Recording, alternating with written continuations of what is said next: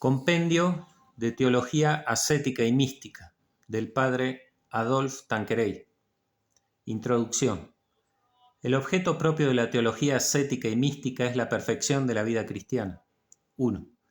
Plugo a la bondad divina comunicarnos, además de la vida natural del alma, una vida sobrenatural que es la vida de la gracia y participación de la vida misma de Dios, como demostramos en nuestro Tratado de Gracia. Porque esta vida nos fue dada en virtud de los méritos infinitos de nuestro Señor Jesucristo, y porque Él es su causa ejemplar más perfecta, llámasela con razón vida cristiana. La vida ha menester siempre de perfeccionarse y se perfecciona acercándose al fin suyo. La perfección absoluta es la consecución de dicho fin, que únicamente en el cielo alcanzaremos, donde poseeremos a Dios por la visión beatífica y el amor puro, y nuestra vida llegará a su pleno desarrollo, porque entonces seremos con verdad semejantes a Dios, ya que le veremos como Él es, símiles eirimus quoniam videbimus eum sicuti es. No podemos alcanzar en la tierra sino una perfección relativa, en cuanto nos acercamos sin cesar a la unión íntima con Dios, que se nos prepara en la visión beatífica. De dicha perfección relativa hemos de decir, luego que hayamos expuesto los principios generales acerca de la naturaleza y de la perfección suya, la obligación de tender a dicha perfección y los medios generales por los que podemos llegar a ella. Describiremos sucesivamente las tres vías, purgativa, iluminativa y unitiva, por las que pasan las almas generosas ávidas de adelantamiento espiritual. Mas, antes de otra cosa, será menester, en una breve introducción, resolver ciertas cuestiones preliminares. 2. En esta introducción, pues, trataremos de las siguientes cuestiones. Primero, naturaleza de la teología ascética. Segundo, fuentes. Tercero, método. Cuarto, excelencia y necesidad. Quinto, división. Primero, naturaleza de la teología ascética. Para mejor decir qué cosa sea la teología ascética, expondremos por orden primero los nombres principales con que se la designa. Segundo, el lugar suyo en las ciencias teológicas. Tercero, sus relaciones con el dogma y la moral. Cuarto, la distinción entre la ascética y la mística. Primero, diversos nombres que recibe. 3. La teología ascética es denominada de diversas maneras. A. Llámasela la ciencia de los santos, y con razón, porque de los santos nos viene que la vivieron aún más que la enseñaron, y a ser santos mira al decirnos en qué consiste la santidad y cuáles son los medios por los que llegaremos a ella. B. Llámanla otros ciencia espiritual, porque forma gentes de espíritu, hombres interiores, animados del Espíritu de Dios. C. ¿Por qué ciencia práctica? Llámasela también el arte de la perfección, ya que es fin propio suyo conducir las almas a la perfección cristiana. Y el arte de las artes, porque no hay arte más excelente que el de perfeccionar al alma en la vida más excelsa de todas, que es la sobrenatural. D. Mas el nombre con que de ordinario hoy se la designa es el de teología ascética y mística. Primero, el nombre ascética viene del griego ejercicio, esfuerzo, y designa toda clase de ejercicio trabajoso que se refiera a la educación física o moral del hombre. Como la perfección cristiana requiere esfuerzo, que San Pablo compara muy a su placer con los ejercicios de adiestramiento a que se sometían los púgiles para alcanzar la victoria, era muy natural designar con el nombre de ascesis los esfuerzos del alma cristiana que lucha por conseguir la perfección.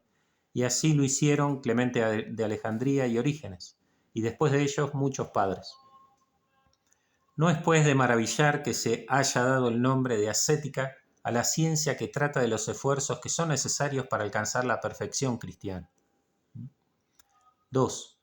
A pesar de esto, durante muchos siglos el nombre que más se usaba para designar esta ciencia fue el de teología mística, del griego misterioso, secreto y especialmente secreto religioso, porque en ella se exponen los secretos de la perfección.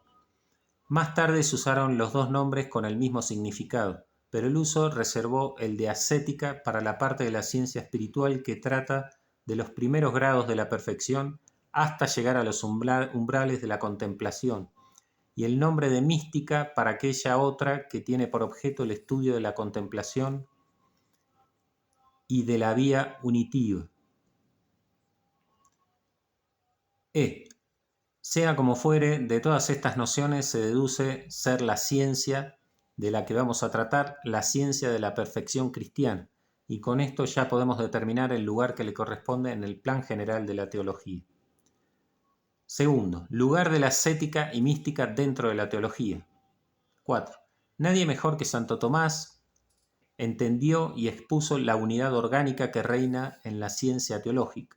Dividió la suma suya en 3 partes. Trata en la primera de Dios primer principio, al que estudia en sí mismo, en su unidad de naturaleza y trinidad de personas, y en las obras que ha creado, conserva y gobierna con su providencia. En la segunda habla de Dios fin último, al cual han de tender los hombres, ordenando a él todos sus actos, siguiendo la dirección de la ley y los impulsos de la gracia, practicando las virtudes teologales y morales y cumpliendo los deberes propios de su estado. En la tercera nos presenta el Verbo encarnado, haciéndose camino nuestro, para que por él vayamos a Dios e instituyendo los sacramentos por los cuales nos comunique su gracia y así llevarnos a la vida eterna. Dentro de este plan, la teología ascética y mística pertenece a la segunda parte de la Suma, más apoyándose en las otras dos. 5. Esto aparte, y sin tocar la unidad orgánica de la teología, dividióse esta en 3 partes, que son dogmática, moral y ascética. A. El dogma nos dice lo que hemos de creer acerca de Dios, de la vida divina, de la participación que de ella le plugo comunicar a las criaturas inteligentes y en especial al hombre, de la pérdida de esa vida por el pecado original, de su separación por el Verbo encarnado, de su acción dentro del alma regenerada, de su difusión por medio de los sacramentos y de su consumación en la gloria. B. La moral. Nos enseña cómo hemos de corresponder al amor de Dios, fomentando la vida divina de la que le plugo hacernos partícipes, cómo hemos de evitar el pecado y practicar las virtudes y deberes de nuestro estado que sean de precepto. C. Más, al buscar la perfección de dicha vida, ir más allá de lo que es puro mandamiento y adelantar metódicamente en el ejercicio de la virtud, preséntase la ascética dándonos las reglas de la perfección. Tercero, relación de la ascética y mística con el dogma y la moral. 6. Es, pues, la ascética una parte de la moral cristiana, pero la más excelente por ser la que tiende a hacernos perfectos cristianos. Aunque ha llegado a ser una rama especial de la teología, guarda con el dogma y la moral íntimas relaciones. Primero, tiene puesto su fundamento en el dogma. Al exponer la naturaleza de la vida cristiana, pide luces al dogma. Es en realidad la vida cristiana una participación de la vida misma de Dios. Ha de subir, pues, hasta la Santísima Trinidad para hallar el principio y origen de dicha vida, seguirla en sus derroteros, ver cómo, luego de otorgada a nuestros primeros padres y perdida que fue por culpa de ellos, fue reparada por Cristo Redentor, cuál sea su organismo y función dentro de nuestra alma, por qué misteriosos canales nos llega y crece, y cómo se transforma en visión beatífica en el cielo. Todas estas cuestiones trátalas la teología dogmática, y no se diga que basta con darlas por previamente supuestas, porque si no se las recuerda en una breve y luminosa síntesis, parecerá como si sin base la ascética, y se exigirán a las almas sacrificios hartos duros, sin poder justificar la razón de ellos con una exposición de lo que Dios ha hecho por nosotros. Es pues muy cierto, según el dicho tan expresivo del cardenal Manning, que el dogma es la fuente de la devoción. 7. Segundo, también se basa en la moral y la completa. Expone la moral los preceptos que hemos de guardar para adquirir y conservar la vida divina. La ascética, pues, que nos proporciona los medios de perfeccionarla, supone evidentemente el conocimiento y la guarda de los mandamientos. Sería perniciosa ilusión descuidar el cumplimiento de los preceptos so pretexto de guardar los consejos y querer practicar las más excelsas virtudes sin saber resistir a las tentaciones ni evitar el pecado. 8. Tercero. A pesar de esto, es la ascética una rama distinta de la teología dogmática y moral. Tiene ciertamente su objeto propio. Recoge de la doctrina de nuestro Señor, de la Iglesia y de los santos cuanto se refiere a la perfección de la vida cristiana, a su naturaleza, su obligación, los medios de adquirirla, y coordina todos esos elementos de manera que forman una verdadera ciencia. 1. Se distingue del dogma, que de suyo solamente nos propone las verdades que hemos de creer, porque fundándose en dichas verdades las orienta hacia la práctica y hace uso de ellas para darnos a entender, a gustar y a realizar la perfección cristiana. 2. Distínguese de la moral porque al traer a nuestra memoria los mandamientos de Dios y de la Iglesia, fundamento de toda la vida espiritual, nos propone los consejos evangélicos y para cada virtud nos presenta un grado más elevado que el estrictamente obligatorio. Es pues ciertamente la ciencia de la perfección cristiana. 9. De aquí le viene su doble carácter de ciencia a la vez especulativa y práctica. Ciertamente encierra una doctrina especulativa porque se remonta hasta el dogma para explicar la naturaleza de la vida cristiana, pero es especialmente práctica porque investiga los medios que se han de emplear para fomentar la dicha vida. Y aún en manos de un sabio director es un verdadero arte que consiste en aplicar continuo y constancia los principios generales a cada alma en particular. Es el arte más excelente y difícil de todas, ars artium regimen animarum. Los principios y las reglas que hemos de dar mirarán a formar buenos directores. Cuarto, diferencia entre la ascética y la mística. Cuanto llevamos dicho, aplícase indistintamente a la una y a la otra. 10. A.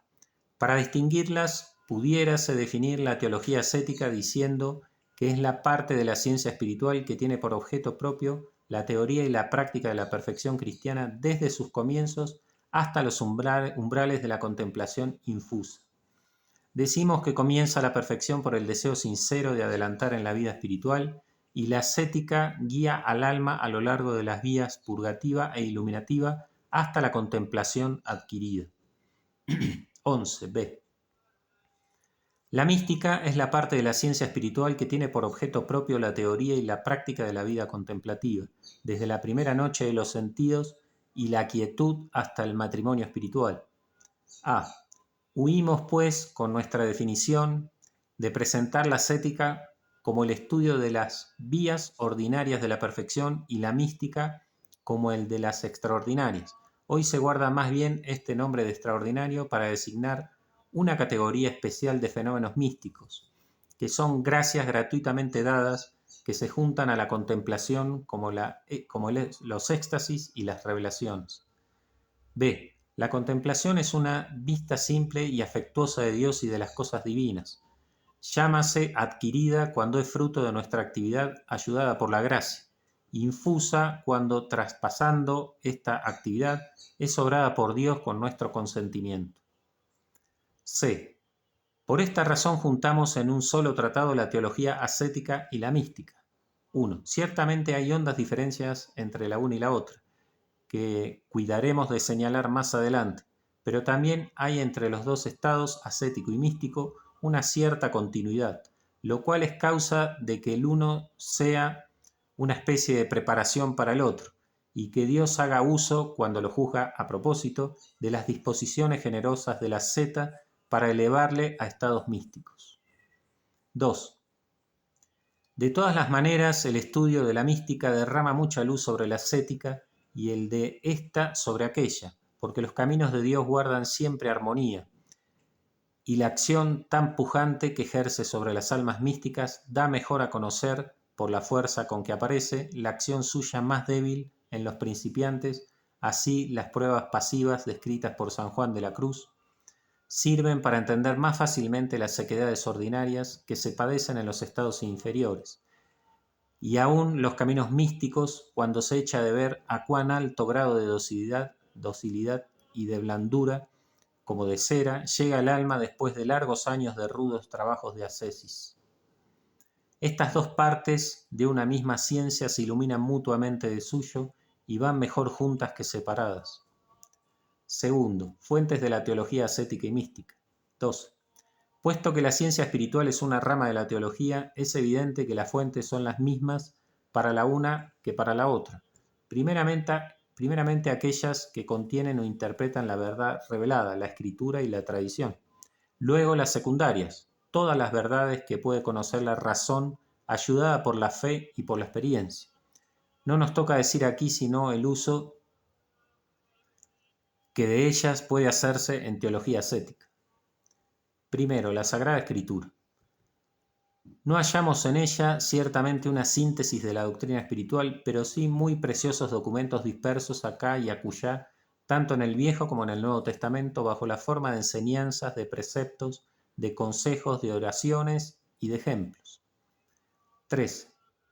Primero, doctrinas especulativas acerca de Dios, de su naturaleza, sus atributos, su inmensidad que todo lo llena, su sabiduría infinita, su bondad, su justicia, su misericordia, su acción providencial, que se extiende a todas las criaturas, más especialmente a los hombres para salvarlos, la vida íntima suya, la generación misteriosa de la sabiduría eterna que es el Verbo, la procesión del Espíritu Santo, vínculo mutuo del Padre y del Hijo, sus obras, en especial las que llevó a cabo en favor del hombre, para hacerle partícipe de su vida divina, repararle, después de la caída, por medio de la encarnación del Verbo y la redención, santificarle por medio de los sacramentos y prepararle en el cielo el gozo eterno de la visión beatífica y del amor puro. Evidente es que doctrina tan sublime y elevada es un poderoso estímulo para que en nosotros crezca el amor de Dios y el deseo de la perfección. 14. Segundo, una enseñanza moral compuesta de preceptos y de consejos. El decálogo que se encierra todo en el amor de Dios y del prójimo y, por consiguiente, en el culto divino y en el respeto del derecho ajeno, la predicación tan sublime de los profetas que, proclamando sin cesar la bondad, la justicia y el amor de Dios a su pueblo, le apartan del pecado y de las prácticas de la idolatría, le inculcan el respeto y el amor a Dios, la justicia, la equidad y la bondad para con todos, pero especialmente con los débiles y los oprimidos, los consejos tan prudentes de los libros sapienciales, en los que se contiene una exposición anticipada de las virtudes cristianas, mas por encima de todo la admirable doctrina de Jesús, la síntesis ascética condensada en el Sermón de la Montaña, la doctrina aún más elevada que hallamos en los discursos que nos refiere San Juan y que él mismo comenta en sus epístolas. La teología espiritual de San Pablo, tan rica en noticias dogmáticas como en aplicaciones prácticas. El breve resumen que daremos muy pronto mostrará cómo el Nuevo Testamento es un verdadero código de perfección. 15. Tercero, oraciones para alimento de nuestra piedad y de nuestra vida interior. ¿Hay acaso oraciones más bellas que las que leemos en los Salmos, las cuales juzgó la Iglesia tan a propósito para alabar a Dios y para santificarnos, que las ha trasladado a la liturgia del misal y del breviario? Hay además otras que se hallan aquí y allá en los libros históricos o sapienciales, y sobre todo el Padre Nuestro, la oración más bella, más sencilla y más completa, al mismo tiempo que breve que se pudiera imaginar, y la oración sacerdotal de nuestro Señor, sin hablar de las doxologías que se encuentran ya en las epístolas de San Pablo y en el Apocalipsis. 16. Cuarto, ejemplos que nos mueven a la práctica de la virtud. A.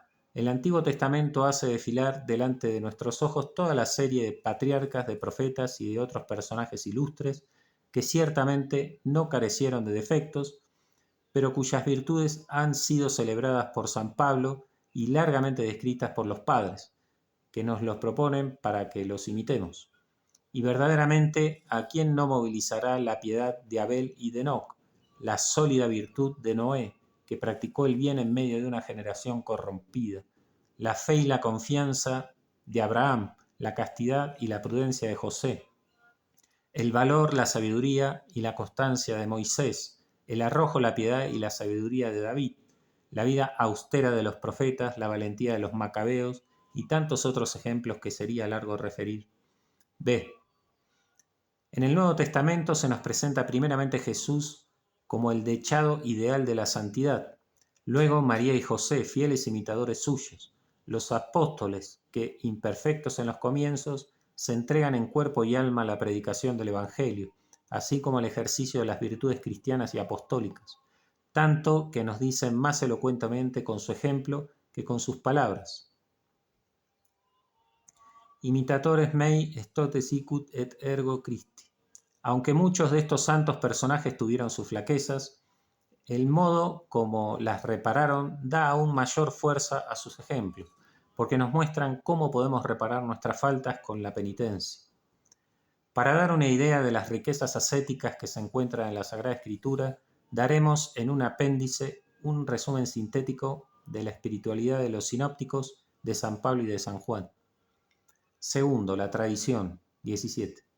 La tradición completa la Sagrada Escritura porque nos transmite verdades que no se contienen en esta y además las interpreta auténticamente. Manifiéstase por el magisterio solemne y el magisterio ordinario. Primero, el magisterio solemne, formado principalmente por las definiciones de los concilios y de los sumos pontífices, apenas ha tratado de cuestiones propiamente ascéticas y místicas, pero hubo de intervenir muchas veces para aclarar y fijar las verdades que constituyen la base de la espiritualidad, como son la vida divina considerada en su origen, la elevación del hombre al estado sobrenatural, el pecado original y sus consecuencias, la redención, la gracia comunicada al hombre regenerado, el mérito que hace crecer en nosotros la vida divina, los sacramentos que confieren la gracia, el santo sacrificio de la misa, en que se aplican los frutos de la redención. A lo largo de nuestro estudio habremos de hacer uso de todas estas definiciones. 18. Segundo. El misterio ordinario se ejerce de dos maneras, teórica y prácticamente. A. La enseñanza teórica se nos da de un modo negativo, por medio de la condenación de las proposiciones de los falsos místicos, y de un modo positivo en la doctrina común de los padres y de los teólogos, o en las conclusiones que se deducen de las vidas de los santos.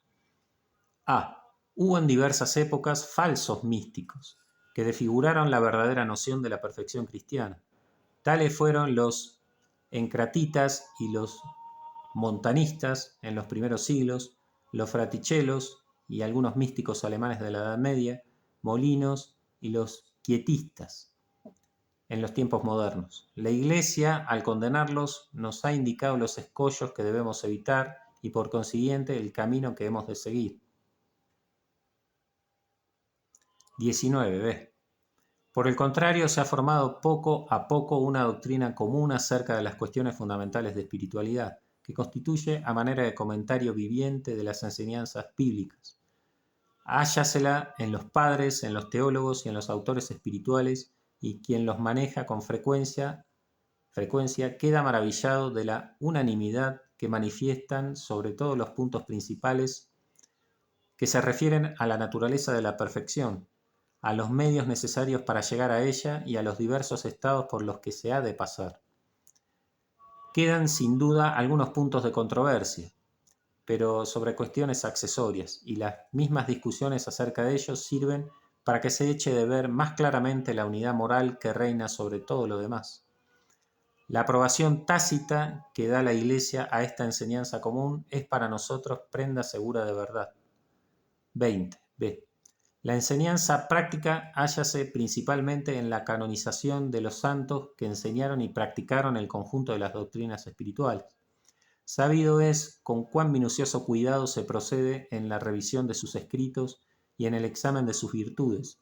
Del estudio de estos documentos es fácil deducir principios espirituales acerca de la naturaleza y de los medios de la perfección y que serán expresión del sentir de la Iglesia. Podemos darnos cuenta de ello leyendo la obra asaz documentada de Benedicto XIV de Servorum Dei Beatificatione et Canonizatione, o cualquiera de los procesos de canonización, o, por último, las biografías de los santos escritas según las reglas de esta prudente crítica. Tercero, la razón esclarecida por la fe y la experiencia. 21. Siendo la razón natural un don de Dios absolutamente necesario para conocer la verdad, ya sea esta natural o sobrenatural, tiene mucha importancia en el estudio de la espiritualidad, así como en el de las otras ramas de la ciencia eclesiástica. Mas, cuando se trata de verdades reveladas, ha menester de ser guiada y elevada por las luces de la fe, y para aplicar a las almas los principios generales ha de apoyarse en la experiencia psicológica. 22. Primero, su primer oficio será recoger, interpretar y ordenar los datos de la escritura y de la tradición. Hállanse estos dispersos en diferentes libros y han menester de ser reunidos para formar un todo. Además, las palabras divinas fueron pronunciadas en determinadas circunstancias, con ocasión de una cuestión concreta, en un medio singular. Igualmente, los textos de la tradición fueron ocasionados por las circunstancias de los tiempos y de las personas. A. Para atinar con su propio sentido, es menester colocarlas en su ambiente, compararlas con enseñanzas análogas, agruparlas después e interpretarlas a la luz del conjunto de las verdades cristianas. B. Una vez hecho este primer trabajo, ya se puede de tales principios deducir conclusiones, poner a la vista su sólida base y las múltiples aplicaciones que pueden hacerse a los 1000 pormenores de la vida humana en sus más diversos estados. C. Por último, están ordenados los principios y las conclusiones en una amplia síntesis y de este modo formarán una verdadera ciencia. Repito, C. Por último, serán ordenados los principios y las conclusiones en una amplia síntesis y de este modo formarán una verdadera ciencia. D. Toca también a la razón el defender la doctrina ascética contra sus detractores. Atácanla muchos amparándose de la razón y de la ciencia y dicen ser ilusión lo que no es sino sublime realidad. Responder a esas críticas fundándose en la filosofía y en la ciencia es precisamente el cometido propio de la razón. 23. Segundo, por ser la espiritualidad una ciencia vivida, importa mucho mostrar cómo fue llevada a la práctica, y para eso es preciso leer biografías de santos, antiguos y modernos, de diversas condiciones y tierras, para averiguar cómo fueron las reglas ascéticas interpretadas y adaptadas a los diversos tiempos y naciones, tanto como a los estados particulares. Y, como no todos son santos los que viven en la Iglesia, es necesario estudiar cuáles sean los obstáculos que se oponen a la perfección y los medios de que se valieron para vencerlos. Necesarios son, pues, estudios psicológicos y juntar la observación con la lectura. 24. Tercero, toca además a la razón, iluminada por la fe, aplicar los principios y reglas generales a cada persona en particular, teniendo en cuenta su temperamento, carácter, edad, sexo, condición y obligaciones de su estado, así como los impulsos sobrenaturales de la gracia y también las reglas sobre la discreción de espíritus. Para cumplir con este triple cometido, es menester no solo un agudo entendimiento, sino también un recto juicio, mucho tacto y discreción. A todo esto hay que añadir el estudio de la psicología práctica, de los temperamentos, de las enfermedades nerviosas y de los estados morbosos que tanto influyen en el espíritu y en la voluntad y demás. Y porque es una ciencia sobrenatural, se ha de tener presente que la luz de la fe tendrá una parte preponderante y que le ayudarán maravillosamente los dones del Espíritu Santo, especialmente el don de ciencia, que del conocimiento de las cosas humanas nos lleva hasta Dios, el don de inteligencia que penetra hasta el fondo de las verdades reveladas, el de sabiduría que las discierne y saborea, y el de consejo que hace aplicación de ellas a cada uno en particular. Así pues, los santos que se dejan guiar por el Espíritu de Dios son los mejor dispuestos para entender y aplicar los principios de la vida espiritual. Las cosas divinas les son, en cierto modo, connaturales, y así las perciben y saborean mejor que otros. Ascondisti haec ad sapientibus et prudentibus et revelasti ea parvulis. Tercero, del método que se haya de seguir. ¿Qué método se habrá de seguir para sacar mayor provecho de las fuentes que acabamos de enumerar? ¿Será el método experimental descriptivo, el método deductivo o los dos juntos? ¿Qué intención habrá de guiarnos en el uso de esos métodos? 25. Primero, Consiste el método experimental, descriptivo o psicológico en observar en sí o en otros los hechos ascéticos o místicos, clasificarlos, ordenarlos, para de ellos inducir las notas y dotes características de cada estado, las virtudes o disposiciones que convienen a cada uno de ellos, mas todo esto sin cuidarse para nada de la naturaleza ni de la causa de tales fenómenos, sin inquirir de dónde proceden las virtudes, los dones del Espíritu Santo o las gracias extraordinarias. Este método, en lo que tiene de positivo, trae grandes provechos porque es menester conocer bien los hechos en sí, antes de explicar su naturaleza y su causa.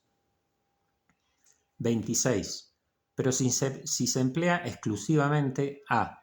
No puede constituir por sí verdadera ciencia, cierto, que echa los fundamentos de ella, que son los hechos y las inducciones inmediatas que de ellos se sacan en consecuencia, y también comprueba cuáles sean los medios prácticos más a propósito.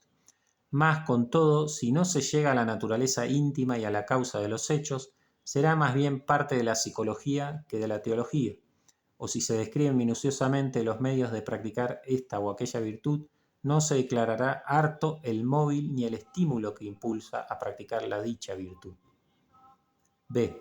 De aquí que estaríamos expuestos a dar en opiniones mal fundamentadas. Si en la contemplación no se distingue suficientemente lo que es milagroso, como lo es el éxtasis y la elevación en el aire, de lo que constituye el elemento esencial suyo, que es la fijación prolongada y amorosa de la mente en Dios por impulso de una gracia especial, se podrá fácilmente sacar en consecuencia que toda contemplación es milagrosa, lo cual es contrario a la doctrina común. C. Muchas de las controversias que se mueven acerca de los estados místicos se aplacarían si sobre las descripciones de dichos estados vinieran las distinciones y aclaraciones del estudio teológico de los mismos. Así pues, la distinción entre la contemplación infusa y la adquirida abriría el camino para mejor entender ciertos estados muy reales del alma y para conciliar algunas opiniones que, de primeras, parecen contradictorias. Asimismo, hay muchos grados en la contemplación pasiva. Hay unos para los cuales basta el uso perfeccionado de los dones, otros en los que ha de intervenir Dios, poniéndonos ideas en la mente y ayudándonos a deducir consecuencias sorprendentes, y hay por último otros que no se explican sino por conocimiento infuso. Todas estas distinciones son efecto de largas y pacientes investigaciones especulativas y prácticas a la vez, las cuales, si se llevan a cabo, serían menores en número las divergencias que separan a las diversas escuelas. 27. Segundo, el método doctrinal o deductivo consiste en estudiar cuidadosamente lo que acerca de la vida espiritual nos dicen la Escritura, la tradición, la teología, especialmente la Suma de Santo Tomás, para deducir de todo ello conclusiones sobre la naturaleza de la vida cristiana, su perfección, la obligación que tenemos de abrazarnos con ella y los medios para adquirirla sin cuidarse harto de los hechos psicológicos, del temperamento y del carácter de los dirigidos, de sus inclinaciones, de los efectos que produjo en esta o en aquella alma tal o cual medio, sin estudiar por lo menudo los fenómenos místicos descritos por los santos que pasaron por ellos, como Santa Teresa, San Juan de la Cruz, San Francisco de Sales y otros, o por lo menos sin hacer mucha cuenta de ellos, porque estamos expuestos a errar en nuestras deducciones, sobre todo si son muchas, es regla de prudencia contrastarlas con los hechos. Si, por ejemplo, se comprueba ser muy rara la contemplación infusa, se reducirá a más justos límites la tesis sostenida por algunas escuelas de ser todos llamados a los más altos grados de la contemplación. 28. Tercero. Reunión de los dos métodos. A. Será pues menester combinar armónicamente los dos métodos. Así hacen en realidad la mayoría de los autores, solamente difieren entre sí en que los unos estriban especialmente en los hechos y los otros en los principios. Procuraremos nosotros guardar el justo medio sin la pretensión de conseguirlo enteramente. A. Los principios de teología mística deducidos por los grandes maestros de las verdades reveladas nos servirán para mejor conocer los hechos, analizarlos más enteramente, ordenarlos con método más perfecto e interpretarlos con mayor tino, no dejaremos de tener en cuenta que los místicos describen sus impresiones sin intentar, cuando menos de ordinario, explicar la naturaleza de ellas. Los principios nos servirán, pues, para investigar la causa de los hechos a la luz de las verdades ya conocidas y para ordenarlos de manera que constituyan verdadera ciencia. B. Por lo demás, el estudio de los hechos ascéticos y místicos corregirá lo que hubiere de demasiado rígido y absoluto en las conclusiones puramente dialécticas. No puede realmente haber oposición absoluta entre los principios y los hechos si, pues, la experiencia demostrare ser muy reducido el número de los místicos. No hemos de deducir prestamente ser esto causado únicamente por la resistencia que se hace a la gracia. Sirve también de mucho el considerar por qué razón en las causas de canonización, para juzgar de la santidad, se atiende más a la práctica de las virtudes heroicas que al género de oración o contemplación. Estos hechos demostrarán con efecto que el grado de santidad no siempre y necesariamente corre parejas con el género y grado de oración. 29. B. ¿Cómo juntar en uno los dos métodos? A. Antes que otra cosa es menester estudiar la verdad revelada, cual la hallamos en la Escritura y la tradición, junta con el magisterio ordinario de la Iglesia, y con la ayuda de esta verdad determinar por medio del método deductivo qué cosa sea la vida y la perfección cristiana, la marcha progresiva, seguida generalmente para llegar a la contemplación, pasando por la mortificación y el ejercicio de las virtudes morales y las teologales. ¿En qué consiste la contemplación, tanto en sus dotes esenciales como en los fenómenos extraordinarios que van a veces juntos con ella? 30. B. A ese estudio doctrinal ha de agregarse el método de observación. 1. Examinar cuidadosamente las almas con sus cualidades y sus defectos, su especial manera de ser, sus inclinaciones y repugnancias, los movimientos de la naturaleza y de la gracia que en ellas se producen. Tales conocimientos psicológicos nos servirán para mejor determinar los medios de perfección que son más a su propósito, las virtudes de que han mayor menester y a las cuales la gracia las inclina, su correspondencia a la gracia, los obstáculos que hallan en su camino y los medios mejores para vencerlos. 2. Para ensanchar aún más el campo de la experiencia, habrán de leerse con toda atención las vidas de los santos, en especial aquellas que, sin callar las faltas que hubieron, dicen cómo fueron progresivamente venciéndolas, de qué manera practicaron las virtudes y de qué medios se sirvieron para ello, si pasaron de la vida ascética a la mística, cómo y a merced de cuáles influencias. 3. De esta manera estudiaremos en la vida de los contemplativos los diversos fenómenos de la contemplación, desde los primeros pasos vacilantes hasta las más altas cumbres, los efectos de santidad que producen tales gracias, las pruebas por las que pasaron, las virtudes en las que se ejercitaron. Todo esto servirá para completar y a veces para corregir los conocimientos teóricos antes adquiridos. 31. C. Con la ayuda de los principios teológicos y de los fenómenos místicos bien estudiados y clasificados, podremos fácilmente subir más arriba hasta el estudio de la naturaleza de la contemplación, de sus causas y especies, y distinguir lo que hay en ella de corriente de lo que es extraordinario. 1. Podremos preguntarnos hasta qué punto son los dones del Espíritu Santo los principios formales de la contemplación, y cómo es menester fomentarlos dentro del alma para adquirir las disposiciones interiores necesarias a propósito para la contemplación. 2. Veremos si los fenómenos debidamente comprobados se explican todos por los dones del Espíritu Santo, si alguno de ellos suponen o no especies infusas, y cómo obran éstas dentro del alma, o bien si estos estados del alma son producidos por el amor sin la ayuda de nuevos conocimientos. 3. Sabremos entonces en qué consiste el estado pasivo y hasta qué punto sigue mostrándose activa el alma, cuál sea la obra de Dios y cuál la del alma en la contemplación infusa, qué sea lo ordinario en tal estado y qué lo extraordinario y preternatural. De esta manera podremos estudiar más a fondo el problema de la vocación al estado místico y si son muchos o pocos los verdaderamente contemplativos. Con este proceder estaremos más seguros de llegar a poseer la verdad y a conclusiones prácticas para la dirección de las almas. 32. Cuarto, ¿con qué disposiciones de ánimo se ha de seguir este método? Sea cual fuera el método que usemos, es necesario estudiar problemas tan difíciles con mucho sosiego y ponderación, con el fin de conocer la verdad y no con el de que triunfe a toda costa el sistema que preferimos. A.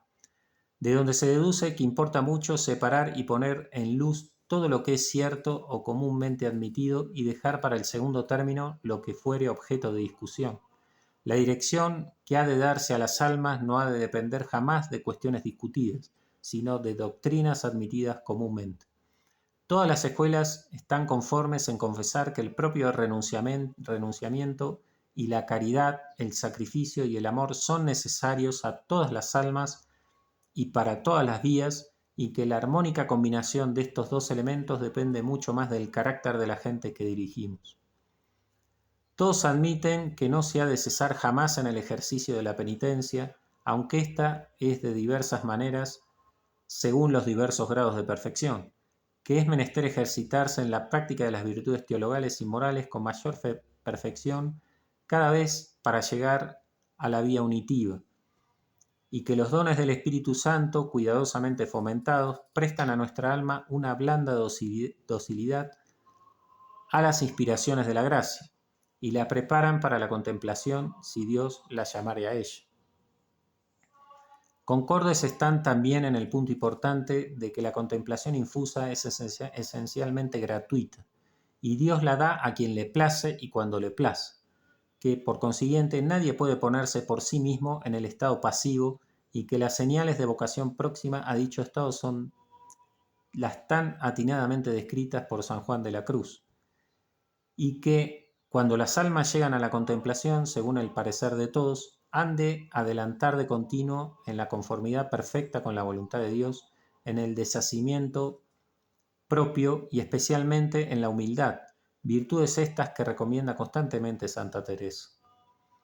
Podemos, pues, dirigir con prudencia las almas, aun aquellas que son llamadas a la contemplación, sin haber resuelto previamente las cuestiones disputadas que aún plantean entre sí los autores contemporáneos. 33. B. Parécenos también que, si se acometieren estos problemas con espíritu de conciliación, buscando más lo que nos acerca que lo que nos separa, se llegará, si no a suprimir tales controversias, ciertamente a suavizarlas y moderarlas, a ver el fondo de verdad que contiene cada uno de los sistemas. No se puede hacer otra cosa aquí abajo. Hemos de esperar las lumbres de la visión beatífica para poder resolver ciertos problemas difíciles. Cuarto, excelencia y necesidad de la teología ascética. Con lo poco que llevamos dicho acerca de la naturaleza, fuentes y método de la teología ascética, ya podemos vislumbrar su excelencia y necesidad. 1. Primero, excelencia de la teología ascética. 34. La excelencia de la teología ascética se deduce de su objeto. Es este uno de los más nobles que pueden estudiarse. Es en verdad una participación de la vida divina comunicada al alma y cultivada por ésta con ardor incansable. Y si desmenuzáramos esta noción, veríamos cuán digna es de nuestra consideración esta rama de la teología. Primero, en ella estudiamos primeramente a Dios en sus más íntimas relaciones con el alma, a la Santísima Trinidad habitando y viviendo en nosotros, comunicándonos una participación de su vida, cooperando con nosotros en nuestras buenas obras y así ayudándonos para acrecer sin cesar en nosotros la dicha vida sobrenatural, a purificar nuestra alma, a hermosearla con el ejercicio de las virtudes, a transformarla hasta quedar madura para la visión beatífica. ¿Puede alguien pensar cosa más grande y excelente que la acción de Dios transformando las almas para unirlas consigo y asemejarlas así de modo tan perfecto? Segundo, estudiamos después al alma en su colaboración con Dios, limpiándose poco a poco de sus faltas e imperfecciones, fomentando en sí la práctica de las virtudes cristianas, trabajando por copiar las virtudes de su divino modelo, a pesar de los obstáculos que haya dentro y fuera de sí, cultivando los dones del Espíritu Santo, adquiriendo docilidad maravillosa para seguir los más tenues impulsos de la gracia y acercándose así día a día a su Padre Celestial. Si en los tiempos de ahora se consideran como las más dignas de nuestra atención las cuestiones que se refieren a la vida, ¿qué habremos de decir de la ciencia que trata de la vida sobrenatural, de la participación de la vida misma de Dios y dice de su origen, progreso y completo desarrollo en el cielo?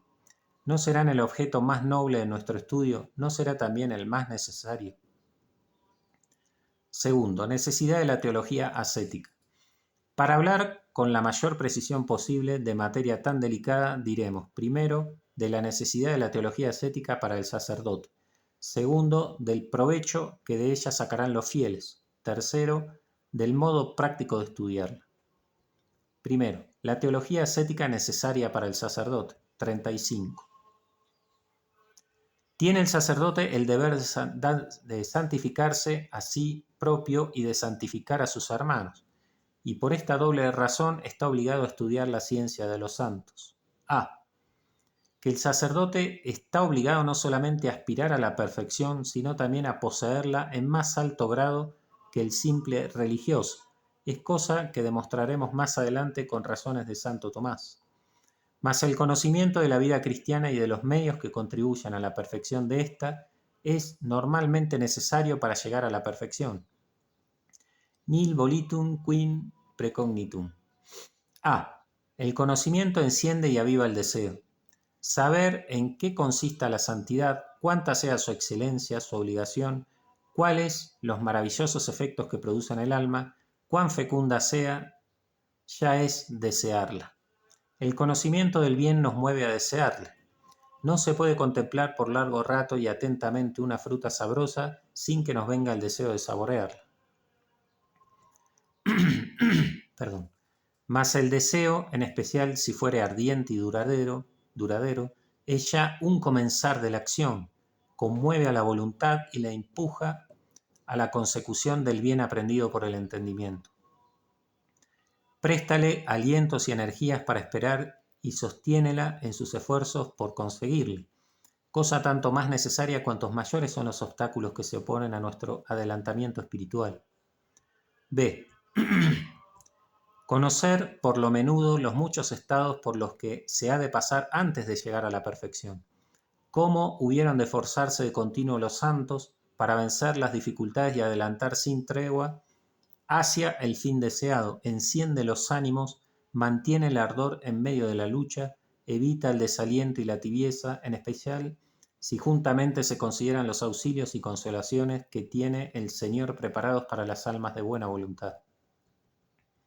C. Tal estudio es aún más necesario en nuestros tiempos. Vivimos verdaderamente en medio de una atmósfera de disipación, de racionalismo, de sensualismo, que cala hasta los huesos a muchedumbre de almas cristianas y se entra aún en el santuario. Los 2 o 3 años que han de pasar en el cuartel los jóvenes clérigos son causa de que aún estos mismos se empapen de ella, especialmente los que no recibieron en el seno de sus familias una educación profundamente cristiana. ¿Habrá mejor medio para que el espíritu reaccione contra tan funestas tendencias que vivir en la compañía de Dios y de los santos por medio del estudio metódico y continuado de los principios de la espiritualidad que están en abierta oposición con la triple concupiscencia? 36. Perdón. B. Para la santificación de las almas que le están confiadas, aunque no se tratare sino con pecadores, ha menester el sacerdote de saber ascética para decirles cómo han de evitar las ocasiones de pecado, pelear contra las pasiones, vencer las tentaciones y ejercitarse en la práctica de las virtudes contrarias a los vicios que han de evitar. Cierto que la teología moral dice algo de todas estas cosas, mas la ascética las sintetiza y las declara por extenso. B. Pero hay, además, en casi todas las parroquias, algunas almas escogidas que Dios llama a la perfección, las cuales, si fueren bien dirigidas, ayudarán al sacerdote en el ejercicio de su apostolado, con sus oraciones, sus buenos ejemplos y con 1000 menudos y buenos oficios. siempre podrá formar algunas que escoja de entre los muchachos que acuden al catecismo o al patronato. Para llevar, pues, al cabo obra de tamaña importancia, ha menester el sacerdote ser buen director, conocer a fondo las reglas dictadas por los santos y que están en los libros de espiritualidad. Sin ello carecerá de la afición y condiciones necesarias para el arte tan difícil de formar las almas. 37. C. Con mucha mayor razón es necesario que el estudio de las vías espirituales para la dirección de las almas fervorosas llamadas a la santidad y que encontramos a veces aún en las aldeas más pequeñas. Para llevarlas hasta la oración de simplicidad y la contemplación ordinaria es menester saber no solamente la ascética, sino también la mística, si queremos no andar errados y no poner obstáculos al adelanto espiritual de tales gentes. Así hácelo notar Santa Teresa.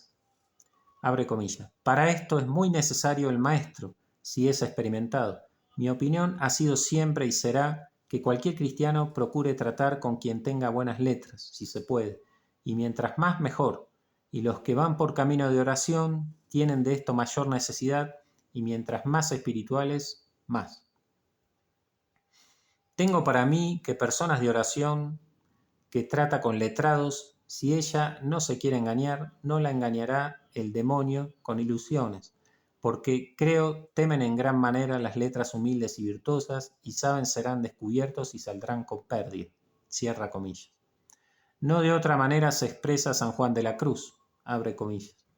No entendiendo pues estos maestros espirituales que no entienden las vías del espíritu, las almas que van ya en esta contemplación quieta y solitaria, piensan que están ociosas y así les estorban e impiden la paz de la contemplación sosegada y quieta, haciéndoles ir por el camino de meditación y discurso imaginario y que hagan actos interiores, en lo cual hallan entonces las dichas almas grandes repugnancia, sequedad y distracción.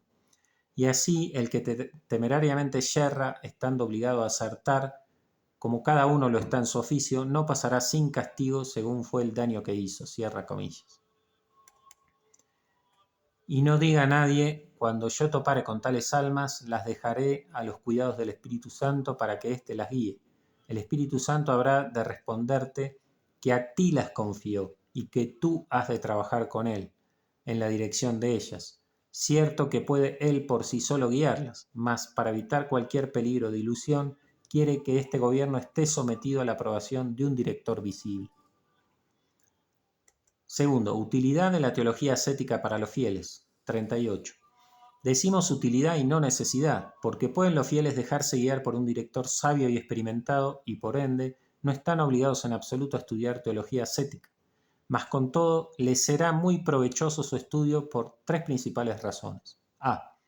Para avivar y mantener el deseo de la perfección y para adquirir algún conocimiento de la naturaleza de la vida cristiana y de los medios para hacerla perfecta. Nadie desea lo que no conoce, ignoti nulla cupido. Y la lección de los libros espirituales excita o acrece el deseo sincero de poner por obra lo que se lee. ¿Cuántas almas se han sentido fuertemente impulsadas a la perfección cuando leyeron la imitación de Cristo, el combate espiritual, la introducción a la vida devota o la práctica del amor de Dios? B. Además que, aunque ya se tenga una guía espiritual, la lectura de un buen tratado de teología ascética facilita y completa la dirección.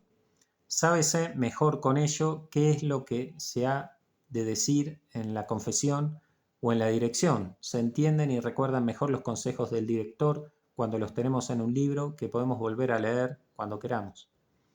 El director, por su parte, no tiene por qué descender a 1000 pormenores, y bástele, luego de haber dado algunos avisos esenciales, con mandar leer algún tratado donde el dirigido hallará con claridad y por entero lo que necesita.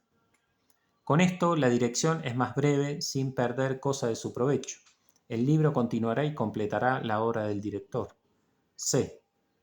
Por último, la lectura de un tratado de vida espiritual podrá suplir hasta cierto punto la falta de dirección que no se puede tener por no haber a la mano un maestro de espíritu o si se tiene solo de vez en cuando. Cierto que, según más adelante diremos, la dirección es el medio normal para andar por el camino de la perfección.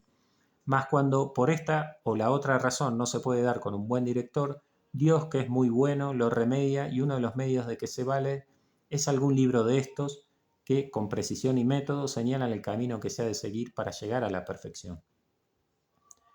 Tercero, del modo de estudiar esta ciencia. 39.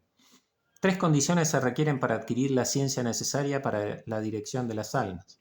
Un manual, la lectura de los grandes maestros y la práctica. A. El estudio de un manual. Cierto que la lectura espiritual que se tiene en el seminario, la práctica de la dirección y sobre todo el adquirir progresivamente las virtudes ayudan mucho al seminarista para informarse por sí mismo en el difícil arte de dirigir las almas. Sin embargo, es menester añadir a esto el estudio de un buen manual. 1. La lectura espiritual no es de suyo sino un ejercicio de piedad por el que nos viene una serie de enseñanzas, de consejos y de exhortaciones acerca de la vida del espíritu. Y es cosa muy rara que en los libros de lectura se hayan tratadas metódicamente y por entero todas las cuestiones de espiritualidad. 2. De todas las maneras, si los seminaristas no tienen a punto un manual al cual puedan referir lógicamente los diversos consejos que se les dan y donde puedan volver a leer de vez en cuando, pronto olvidarán lo que oyeron y carecerán de la ciencia de vida. Mas esta es una de las ciencias que el joven clérigo ha de aprender en el seminario.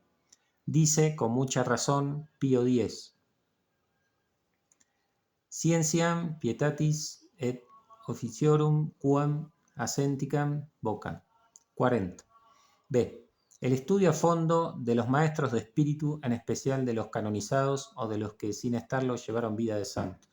A. Realmente en el trato con ellos se enciende el corazón. La inteligencia, iluminada por la fe, entiende con mayor claridad que en una obra didáctica los grandes principios de la vida espiritual y mejor los saborea, y la voluntad, ayudada de la gracia, es arrastrada al ejercicio de las virtudes descritas tan a lo vivo por los mismos que tan heroicamente las practicaban. Si a esto se junta la lectura de las vidas de los santos, se entenderán mejor las razones de imitarlos, y el modo y la fuerza irresistible de sus ejemplos dará mayor valor a sus enseñanzas. Verba momen exempla trabuint.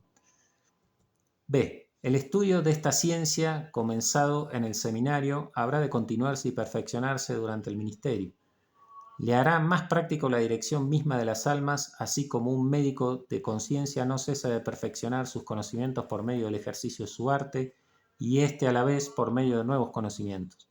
También el discreto director completará su saber teórico por medio del trato con las almas y el arte de la dirección con nuevos estudios en relación con las necesidades especiales de las almas que le están confiadas. 41. C. El ejercicio de las virtudes cristianas y sacerdotales según las prudentes indicaciones de un director. Para entender bien los diversos estados de perfección, no hay medio más eficaz que pasar por ellos.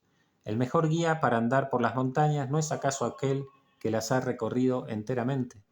Y quien tuvo una buena dirección es, en igualdad de circunstancias, más a propósito para dirigir a los demás, porque sabe por propia experiencia cómo se aplican las reglas a los casos particulares.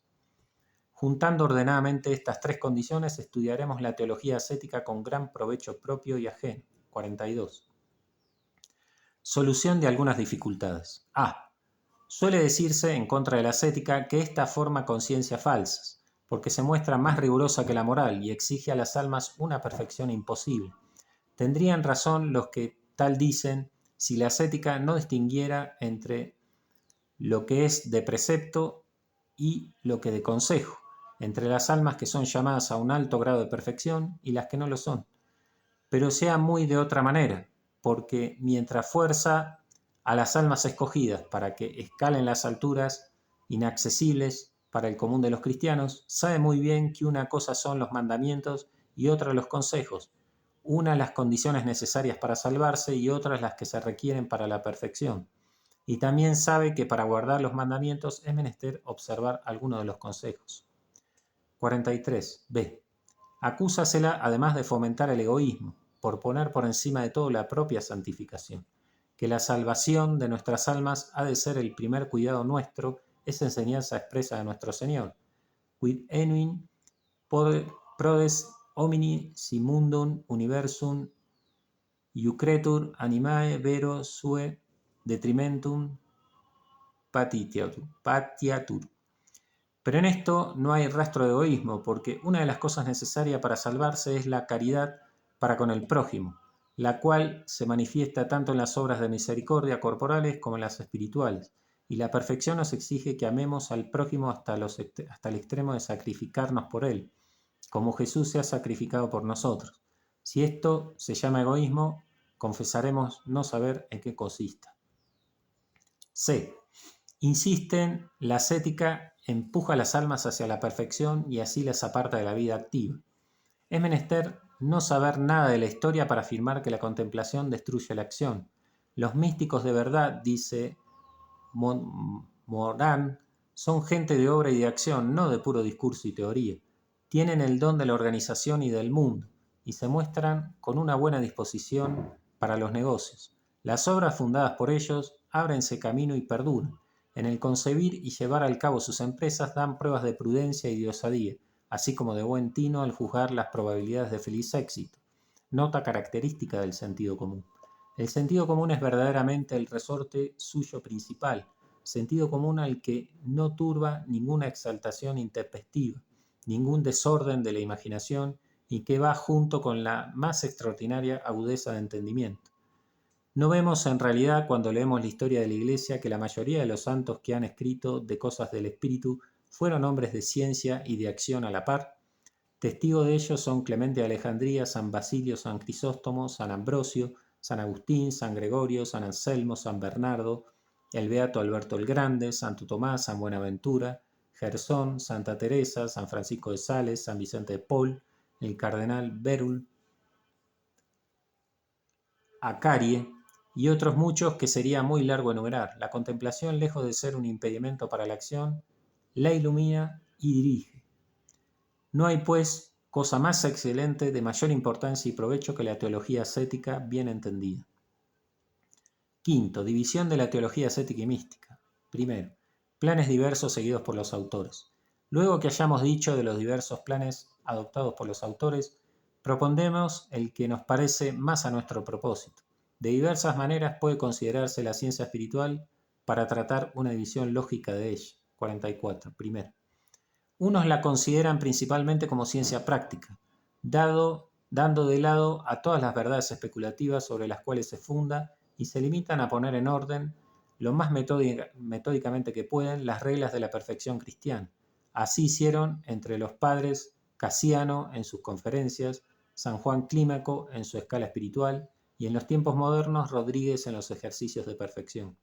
La ventaja de este método es entrar inmediatamente en el estudio de los medios prácticos que conducen a la perfección, mas tiene el inconveniente de no proporcionar a las almas los estímulos que ofrecen la consideración de cuanto Dios nuestro Señor y su Divino Hijo han hecho y hacen por nosotros, y de no fundar el ejercicio de la virtud en las convicciones hondas y generales que hallamos en la meditación de las verdades dogmáticas.